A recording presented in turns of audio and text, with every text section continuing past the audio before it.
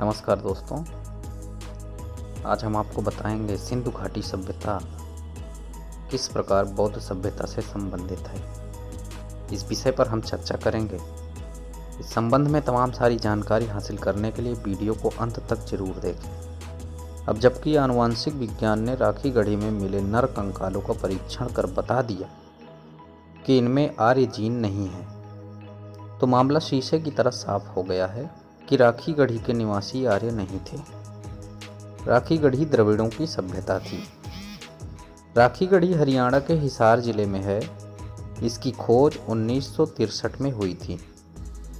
यह सिंधु घाटी सभ्यता का अभिन्न अंग है, जिसकी पुष्टि वहाँ की नगर योजना, अन्नागार, सड़कें, जल निकासी व्यवस्था, सील, लिखावटें आदि से हो जाती है।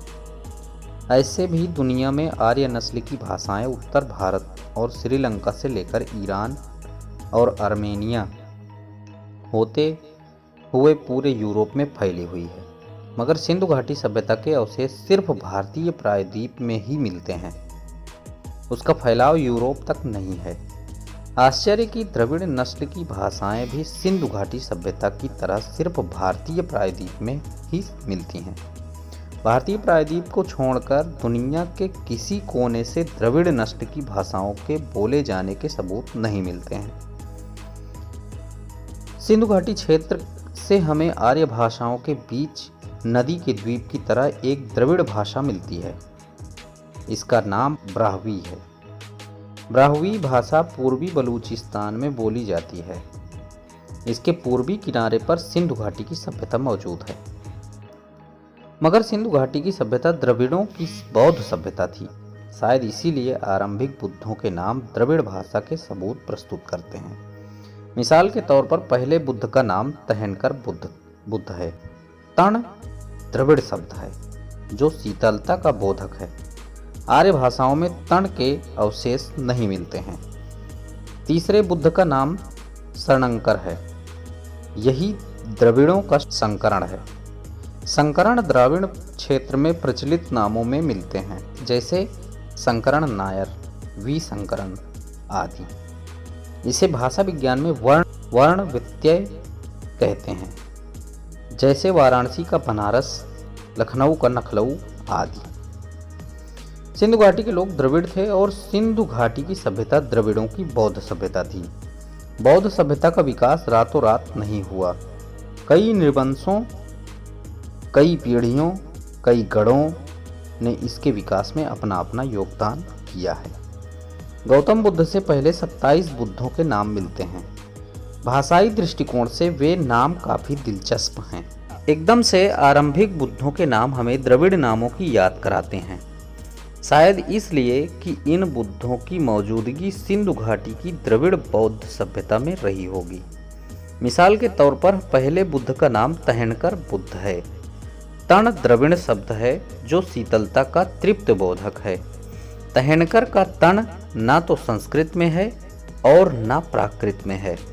आर्य भाषाओं में तण के अवशेष कहीं नहीं मिलते हैं। तहनकर द्रविड़ नाम है।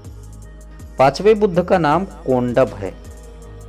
यह भी द्रविड़ नाम है, मगर ज्यों-ज्यों हम सिंधु घाटी सभ्यता से गौतम बुद्ध की तरफ चलते हैं, त्यों-त्यों बुद्धों के नाम प्राकृत भाषा के होते जाते हैं। मिसाल के तौर पर तिस्स, विपस्सी, वेशभु, कश्यप जैसे नाम प्राकृत के हैं। बुद्धों के नामों से हम सिंधु घाटी सभ्यता से गौतम बुद्ध के काल तक की सभ्यता यात्रा कर सकते हैं।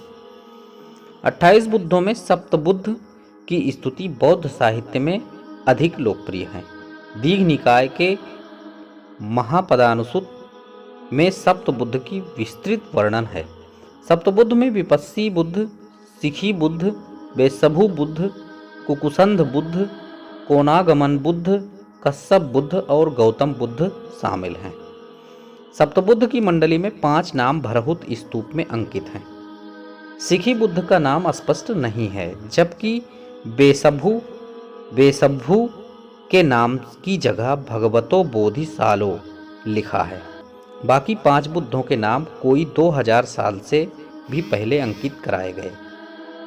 बतौर नमूना भरहुत स्तूप पर अंकित कोनागमन बुद्ध और विपस्सी बुद्ध के नाम बुद्ध के अभिलेख क्रमशः तस्वीर 1 और 2 में दिए गए हैं। एक में लिखा भगवतो कोनागमनस् बोधि और दूसरे में लिखा है भगवतो विपस्सिनो बोधि। दोनों बुद्ध के नाम। सप्त बुद्ध का दूसरा प्रमाण हमें सांची स्तूप पर मिलता है। इसमें 3 स्तूप एवं 4 बोधि वृक्ष के माध्यम से सप्त बुद्ध को दर्शाया गया है। तीसरी तस्वीर सांची स्तूप पर अंकित सप्तबुद्ध। सप्तबुद्ध का तीसरा सबूत हमें एलोरा की गुफा संख्या 12 में मिलता है। इसमें सप्तबुद्ध को पत्थरों पर उकेरा गया है। आप इसे चौथी तस्वीर में देख सकते हैं। सप्तबुद्ध के अनेक पुरातात्विक प्रमाण हैं। कैलिफोर्निया के एक म्यूजियम में पाकिस्तान एवं भारत से प्राप्त सप्तबुद्ध की अलग अलग 2 मूर्तियां रखी हुई हैं। आप इन्हें तस्वीर 5 और 6 में देख सकते हैं। कुल मिलाकर सप्तबुद्ध का वर्णन हमें न सिर्फ साहित्य में बल्कि हजारों साल पहले की कलाओं में भी अंकित मिलता है। ऐसा पुरातात्विक अंकन हमें संस्कृत साहित्य में वर्णित सप्तर्षि का नहीं मिलता है। ऐसे में माना जाना चाहिए कि संस्कृत साहित्य में सप्तर्षि की अवधारणा बौद्ध परंपरा के सप्तबुद्ध की देन है। बुद्धों की परंपरा सिंधु घाटी सभ्यता से लेकर गौतम बुद्ध तक फैली हुई है और यह पहले बुद्ध से लेकर 28वें बुद्ध तक का इतिहास है।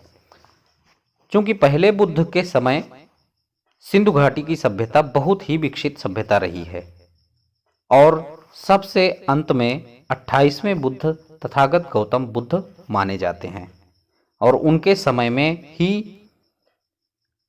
बुद्ध धर्म की स्थापना होती है, ऐसा प्रचार किया जाता है। बहुत बहुत धन्यवाद।